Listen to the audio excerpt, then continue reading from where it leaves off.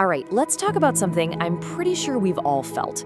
Just think for a second about the last time you laughed at something you knew you probably shouldn't have. Maybe it was a meme that was just a little too soon, or maybe a joke whispered at a very serious family gathering. You feel that jolt, right?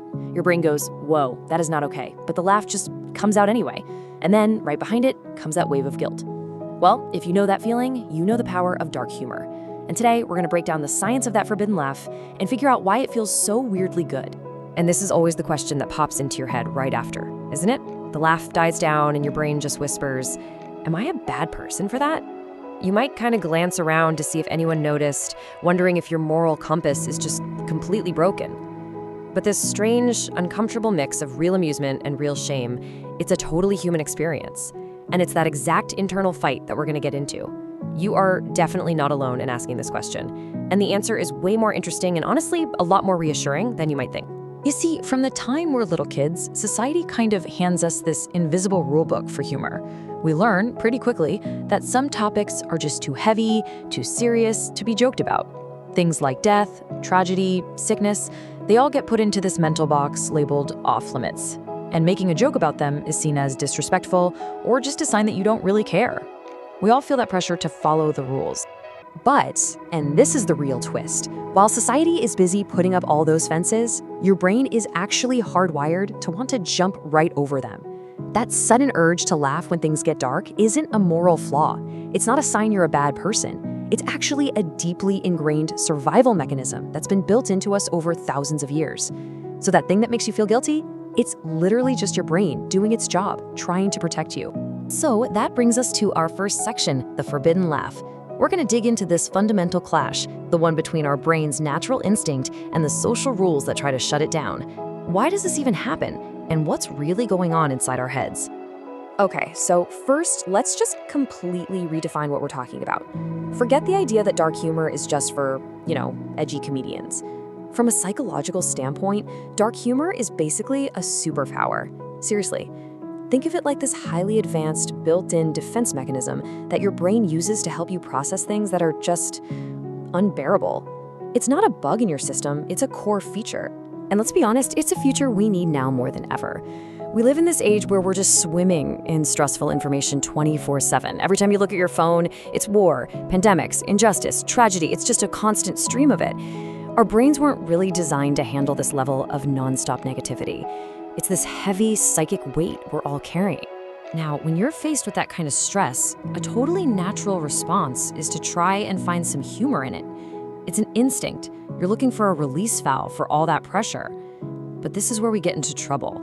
When we try to use our natural coping skill on these super heavy topics, we run smack into what's known as the taboo barrier.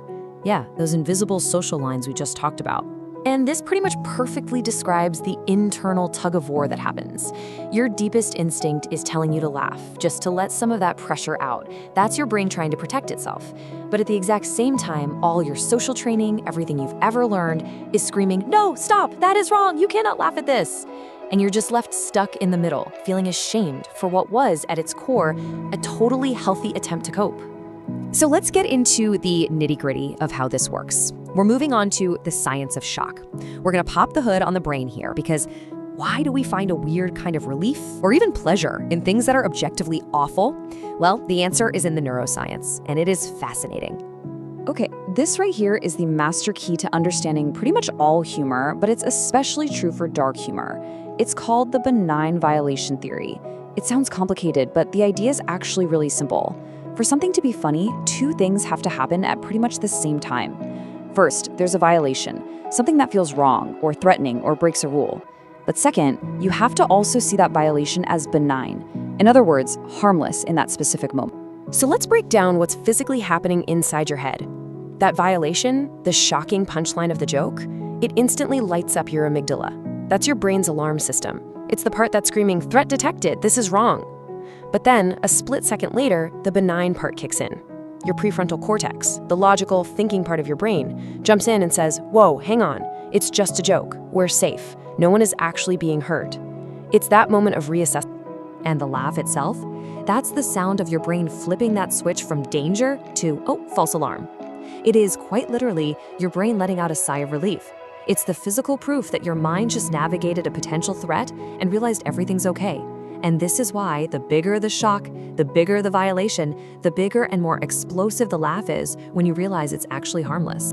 This whole process has a name. It's called cognitive reframing.